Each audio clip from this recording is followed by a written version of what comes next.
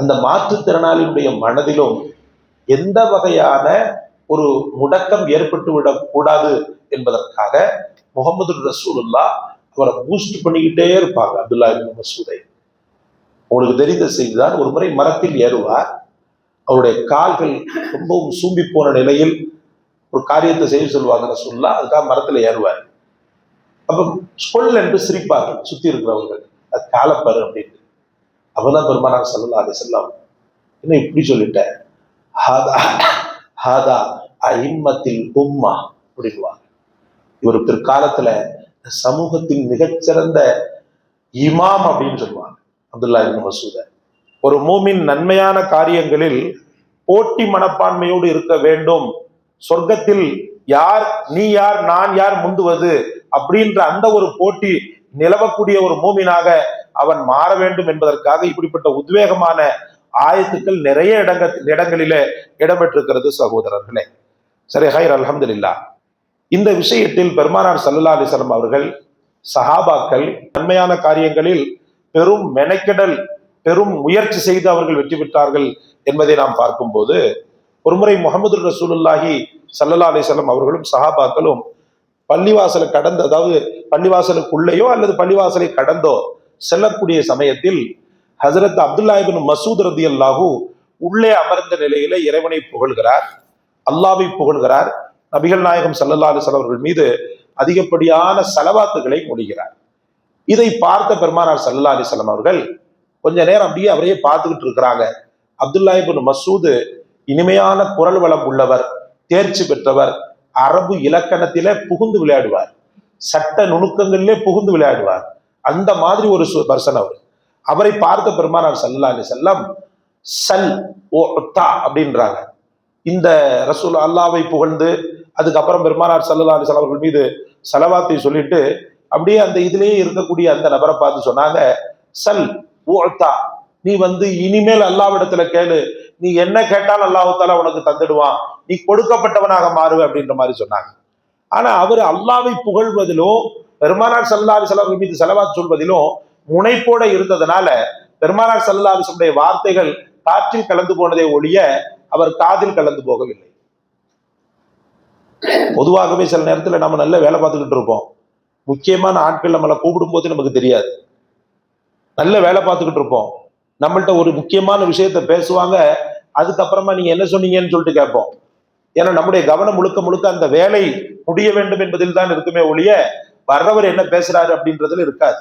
அப்துல்லா இப்னு மஸ்ஊத் ரலியல்லாஹு அல்லாஹ்வை புகழ்வதிலும் பெருமானார் ஸல்லல்லாஹு அலைஹி வஸல்லம் அவர்கள் மீது ஸலவாத் சொல்வதிலும் முனைப்போட இருந்ததுனால பெருமானார் ஸல்லல்லாஹு அலைஹி வஸல்லம் வார்த்தைகள் அவருக்கு புரியாமல் போனது. ரசூலுல்லாஹ் கடந்து போயிட்டாங்க.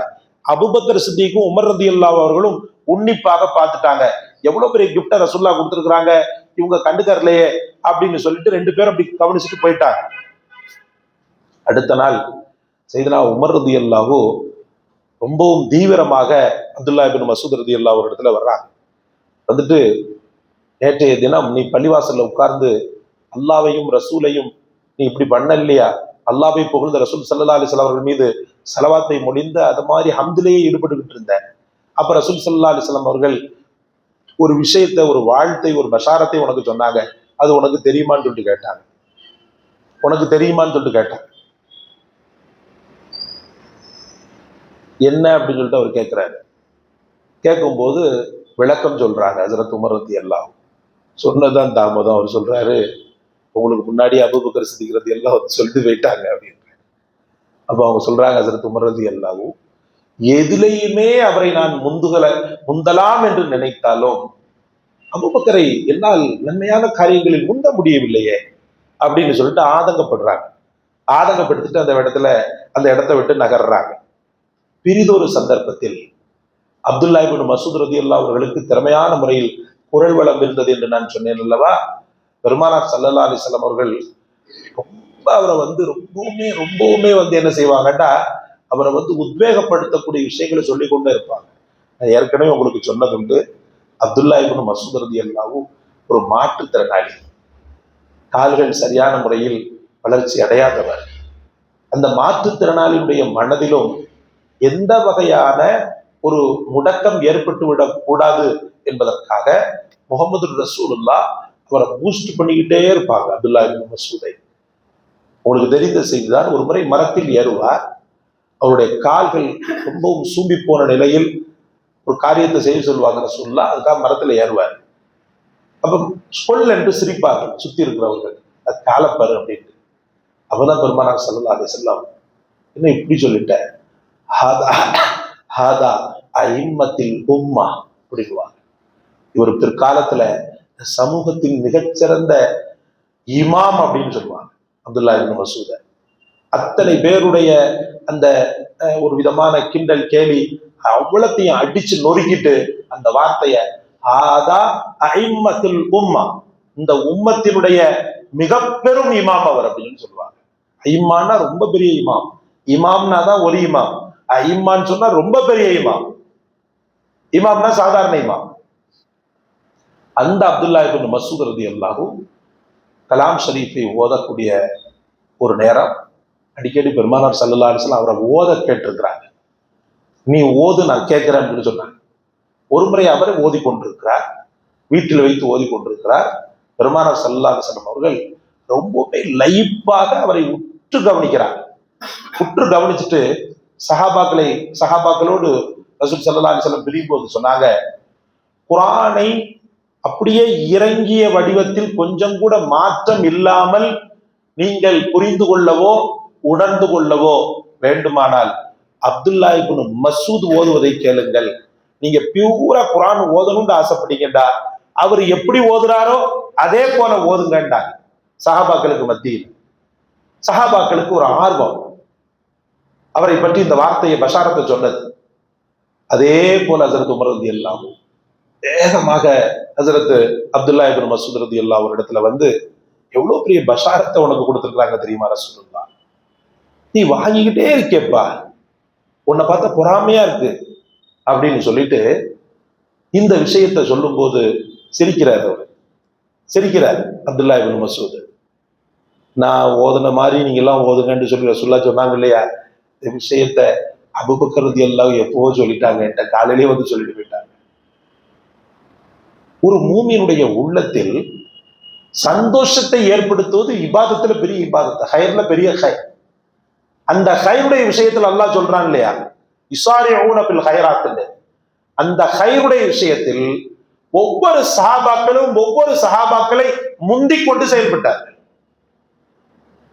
ஒரு மூமினுடைய உள்ளத்தில் சந்தோஷத்தை வரவழைப்பது பெரிய அமல். நீ நினைக்கிற மாதிரி வெறும் தொழுகை இபாதத்து திக்ரு ஃபிக்ரு மட்டுமல்ல, ஒரு மூமினுடைய உள்ளத்தில் அவன் எதிர்பார்த்ததை விட அதிகப்படியான சந்தோஷத்தை கொடுப்பதும் ஒரு மூமினுக்கு அழகு. சொல்வார்கள் அல்லவா முஹம்மது ரசூலுல்லாஹ், உன் சகோதரனை பார்த்து நீ சாதாரணமாக புன்முறுவல் பூப்பது கூட தர்மத்தில் ஒரு வகை என்று சொல்வாங்க ரசூலுல்லாஹ். இன்னைக்கு புன்முறுவல் இருக்குதா நம்மள்கிட்ட? சிரிப்போம், யாரை பார்த்து சிரிப்போம்னா தெரிஞ்சவங்களை பார்த்து சிரிப்போம். என்னையும் சேர்த்தே சொல்றேன், நமக்கு தெரிஞ்ச பரிச்சயமான கொஞ்சம் பாசமான ஆளா இருந்தா சிரிப்போம். எல்லாரையும் பார்த்து என்ன செய்ய மாட்டோம், புன்முறுவல் பூக்க மாட்டோம். இவன் அந்த ஆளியா அப்படி பாக்குறான், இந்த ஆளியா அங்க வந்திருக்கிறான் அப்படின்ற மாதிரிதான் எல்லாருடைய மென்டாலிட்டி ஆகி போச்சு. ஆனால் முஹம்மது ரசூலுல்லாஹ் தர்மத்தில் ஒரு வகை என்று சொன்னாங்க. உன் சகோதரனின் பாத்திரத்துல தண்ணீரை ஊற்றுவது தர்மம். அவன் வாகனத்தில் ஏற கஷ்டப்பட்டான்னா அவனை ஏற்றி விடுவது ஒரு தர்மம். அவன் மூட்டைகளை, அவனுடைய அந்த லக்கேஜுகளை சுமந்து செல்வது தர்மம். பாதை தெரியாமல் திணறக்கூடியவனுக்கு பாதை காட்டுவது தர்மம்.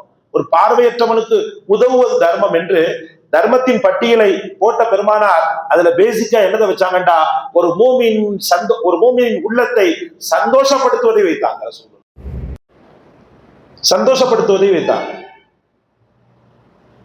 இதே ஹஸரத் உமர் அபூபக்கர் ரலியல்லாஹுடைய வாழ்க்கையில அபூபக்கர் ரலியல்லாஹுடைய சேவைகள் இருக்குது பாருங்களேன். உமர் ரலியல்லாஹு சொல்லுவோம், நம்ம அபூபக்கர் ரலியல்லாஹு எதையுமே ரகசியமாக செய்து வழக்கம் உள்ளவர்கள்.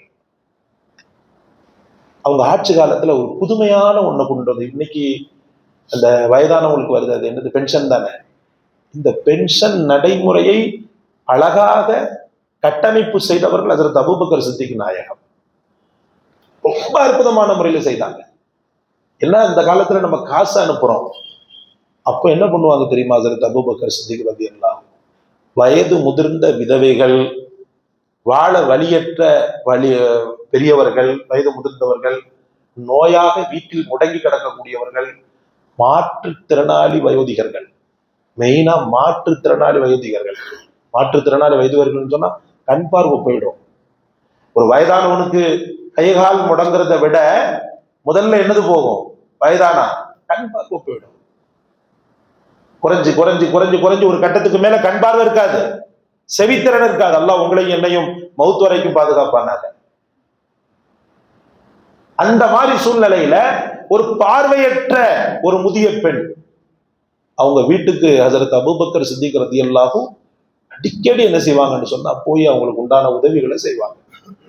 வயது முதிர்ந்த அத்தனை பேரையுமே கவனித்துக் கொள்வாங்க. இதுல வா சேவகனே, வா வேலைக்காரனே, வா நான் அங்க போ இங்க போ, நேரடி களம்தான். எதுக்கு ரசூல் ஸல்லல்லாஹு அலைஹி வஸல்லம் அவர்கள் சொன்னாங்க, எனக்கு பிறகு நபி கிடையாது. அப்படி ஒரு வேலை அல்லாஹ் நபியாக ஆக்க வேண்டும் என்றால் உமரை ஆக்கட்டும் என்று உமரை ஆக்கியிருப்பாங்க என்று சொல்லுவாங்க. அபூபக்கர் ரலியல்லாஹு அவர்களை பற்றி சொல்லும் போது, உலகத்தாருடைய ஈமானை ஒரு தராசிலும் அபூபக்கரின் ஈமானை ஒரு தராசிலும் வைத்தால் அபூபக்கரின் ஈமான் வலிமையானது அப்படின்னு சொல்லுவாங்க. காரணம் என்னன்னா இதுதான். இதெல்லாம் சாதாரணமான விஷயம் அல்ல. ஒரு சேவை செய்து விட்டு நான் அதை பண்ணிட்டேன், நான் இதை பண்ணிட்டேன்னு சொல்லக்கூடியவர்களுக்கு மத்தியில தான் செய்த சேவையை தன்னை தவிர வேறு யாருக்குமே சொல்லாதவங்க, தான் கட்டிய மனைவிக்கு கூட தெரியாது. தான் கட்டிய தன்னுடைய மனைவிக்கு கூட சொல்ல மாட்டாங்க நான் இதெல்லாம் பண்றேன்பா அப்படின்னு. உமர் ரலியல்லாஹு அவர்களுக்கு தெரியும். ஏன்னா அவர் வாட்ச் பண்ணிக்கிட்டே இருப்பாரு. அபூபக்கர் ரலியல்லாஹு அவர்களை வாட்ச் பண்ணிக்கிட்டே இருப்பாரு. அபூபக்கர் ரலியல்லாஹு மரணம் அடைஞ்சிட்டாங்க. ஹலீஃபாவாக உமர் ரலியல்லாஹு. அந்த விஷயத்துல போட்டி போட்டுக்கொண்டு முதியவர்களை கவனித்தார்கள் சொன்ன இல்லையா, இவர் என்ன செய்வார்னு சொன்னா ஒவ்வொரு வீடுகளுக்காக அந்த முதிய ஆட்கள் இருக்கக்கூடிய வயது முதிர்ந்த பர்சன்கள் இருக்கக்கூடிய அந்த வீடுகளுக்கு எல்லாம் சென்று உதவி பண்ணி கொண்டிருந்தார். அப்ப பர்டிகுலரா ஒரு குறிப்பிட்ட பார்வையற்ற பெண்மணிக்கு ஹஜ்ரத் அபூபக்கர் ரலியல்லாஹு தொடர்ந்து சேவகம் செய்து வந்தாங்களே, அதை கருத்தில் கொண்டு அந்த பெண்மணியின் வீட்டிற்கு பேரித்தம் எப்படி கொண்டு கிதாப்ல எப்படி வருதுன்னு சொன்னா, ஒரு பேரித்தம் பழம் மூடை, அதுக்கு பிறகு மாவு, அதுக்கு பிறகு சில எண்ணெய் பொருட்கள் இது போன்றவைகள்லாம் எடுத்துட்டு போறாங்க. எடுத்துட்டு போய் அந்த அம்மாவுக்கு சலாம் சொல்லி கொடுக்குறாங்க. யாரு அப்படின்ன உடனே எப்பவுமே ஹஜ்ரத் உமர் ரலியல்லாஹு தன்னை வெளிப்படுத்த மாட்டாங்க, தன்னை என்ன செய்ய மாட்டாங்க, வெளிப்படுத்த மாட்டாங்க. பாருங்கன்னா நம்ம உங்களுக்கு ஹெல்ப் பண்றதுக்கு வந்திருக்கிறோம் அப்படின்னு சொல்லிட்டு வச்சிருவாங்க. பெத்த உடனே அந்த அம்மா என்ன பண்ணுதுன்னா, அந்த பேரித்தம்பளை மூடை இருக்கிறது அல்லவா, அதுக்குள்ள அப்படியே கையை விடுது. கையை விட்டு இப்படி பார்க்குது, ஏன்னா பார்வை இல்லை. பார்த்துட்டு மாத்தா அபூபக்கர் இறந்துட்டாரா அப்படின்னு கேட்குது. மாத்தா அபூபக்கர் இறந்துட்டாங்களான்னு சொல்லிட்டு கேட்குது. கேட்ட உடனே சடால்னு திடீர்னு அந்த அதிர்ச்சி உங்களுக்கு ஹஜ்ரத் உமர் ரலியல்லாஹு. எப்படி இந்த பொம்பளைக்கு தெரியும்? அந்த காலத்துல இப்போ உள்ள செய்திகள்லாம் இல்லை, யாரும் சொல்லவும் மாட்டாங்க. பெரும்பாலும் சில நேரத்துல 3வது நாள் தான் யாராவது ஒரு இடத்துல உனக்கு விஷயம் தெரியுமான்னு சொல்லுவாங்க. அந்த பெண்மணி ஓரஞ்சாரத்துல இருந்ததுனால யாரும் சொல்லியிருக்க முடியாது. இந்த பொம்பளையா கேட்குது, உங்களுக்கு தெரியுமான்னு சொல்லிட்டு ஹஜ்ரத் உமர் ரலியல்லாஹு கேட்கிறாங்க. உங்களுக்கு யாரும் மெசேஜ் சொன்னாங்களா? அபூபக்கர் ரலியல்லாஹு இறந்தது உங்களுக்கு சொன்னாங்களான்னு உடனே யாரும் சொல்லல, பேரித்தம்பளத்தை நான் தொடும்போதே தெரிஞ்சுக்கிட்டேன் அப்படின்றாங்க.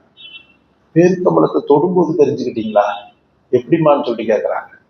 இல்ல, என் கண்மணி ஹஜ்ரத் அபூபக்கர் ரலியல்லாஹு இந்த பேரித்தம்பள மூடைகளை வைக்கும் போது குருடியான நான் கஷ்டப்பட்டு கூடக்கூடாது என்பதற்காக அந்த பேரித்தம்பளங்களை சுத்தம் செய்து உள்ளே இருக்கக்கூடிய கொட்டைகளை எல்லாம் வெளியில் கடாசி விட்டு, ஏன்னா நான் பார்வையற்றவளாக இருப்பதனால் கொட்டைகளை எங்கேயாவது போற்றக்கூடாது, அது இடைஞ்சலை ஏற்படுத்திடுன்றதுக்காக அந்த கொட்டைகளை தரம் பிரித்து அழகாக குப்பைகளை போட்டு வெறும் பேரித்தம்பளத்தை நான் எடுத்து சாப்பிட்ற மாதிரி உண்டான வசதிகளை எனக்கு பண்ணி தந்துட்டு போவாங்க. இது முழு பேரிச்சம்பளமா இருக்கிறதுனால கண்டிப்பாக அபூபக்கர் இருக்க முடியாதுன்னு சொல்லி நான் நினைச்சேன்.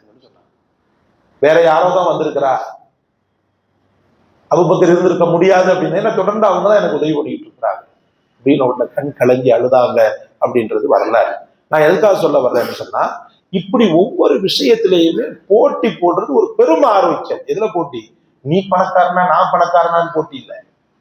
நீ கல்யாணத்தை எங்க முடிச்ச நான் எப்படி முடிக்கிறேன் பாரு, அதுல போட்டி இல்லை. நீ இப்படி பண்ணிட்டியா நான் அப்படி பண்றேன் பாரு, அதுல போட்டி இல்ல. 3 விஷயங்கள் பரக்கத்தானது போட்டி போடுவதில்லை. ஒன்று சொன்னாங்க முகமது ரசூலுல்லாஹ், பாங்கு சொல்வதில் போட்டி. பாங்குடைய நன்மையை மக்கள் தெரிந்து கொண்டார்களே, ஆனால் பாங்கு சொல்வதில் சீட்டு குலுக்கி போட்டு அந்த அளவுக்கு கூட்டம் நெருக்கிடும். முதல் சப்பு முதல் ரக்காத்துடைய நன்மையை தெரிந்து கொண்டார்களே, ஆனால் தக்பீர் தாரிமா நன்மையை தெரிய வைக்காததுனால அதனுடைய அருமையும் பெருமையும் நமக்கு தெரியல, நமக்கு புரியல. அதை கண்களுக்கு அல்லாஹ் காட்டினால் முதல் தக்பீர் தஹரிமாவில் கலந்து கொள்வதற்காக மக்கள் சீட்டு குலுக்கி போட்டு போட்டி போட்டுக் கொண்டு முதல் சப்பில் இமாமுக்கு பக்கத்தில் இடம் பிடிப்பார்கள் என்று சொன்னார்கள் முகமது ரசூலுல்லாஹ். இப்படி ஒவ்வொரு விஷயத்தையும் நம்ம பார்த்து பார்த்து போட்டி போடணும். அப்படி நம்ம செஞ்சோம்னு சொன்னா அல்லாஹ் சொல்வது போல, அந்த ஆயத்தை கொஞ்சம் மாத்தி சொல்லிட்டேன், நன்மையான காரியங்களில் அவர்கள் ரொம்பவுமே போட்டி போட்டுக் கொண்டு செயல்படுவார்கள் என்ற அந்த இறைவனின் வார்த்தை ஒரு பெரிய நிதர்சனமானது என்பதை நம்மால புரிந்து கொள்ள முடியும். அல்லாஹ் உங்களையும் என்னையும் அப்படிப்பட்ட வெற்றி போட்டியாளர்களாக ஒவ்வொன்றையும் பார்த்து பார்த்து முனைப்போடு செயல்படுத்தக்கூடிய, நன்மையான காரியங்களை முனைப்போடு செயல்படுத்தக்கூடிய பாக்கியத்தை தந்தருள்வானாக. அது விஷயத்தில் நாம் செய்த தவறுகளை மன்னிப்பானாக.